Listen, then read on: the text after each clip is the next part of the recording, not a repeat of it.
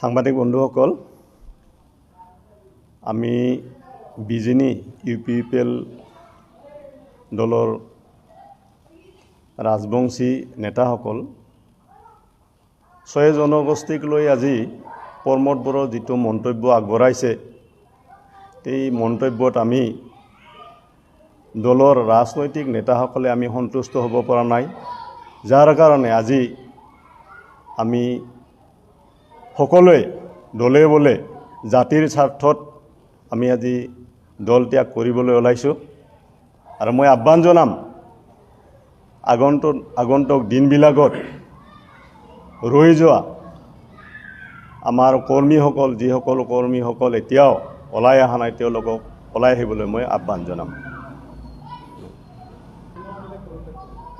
কি কৈছে?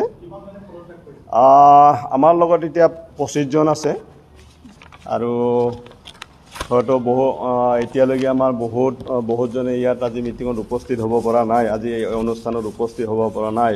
আগন্তুক দিনবিলাকত তেওঁলোকে হয়তো ব্যক্তিগতভাৱে তেওঁলোকে পদত্যাগ কৰিব। ডাটাখিনি UPPL দলৰ বিজিনি ডিষ্ট্ৰিক্ট, যিটো আমাৰ বিজিনি ডিষ্ট্ৰিক্টত আপোনাৰ 3টা সমষ্টি আছে। এই 3টা সমষ্টিৰ গোটেইখিনি মানে ইতিমধ্যে আহিছে, হয়তো আৰু 2-3 জন আছে, তেওঁলোকে ওলাই আহিব।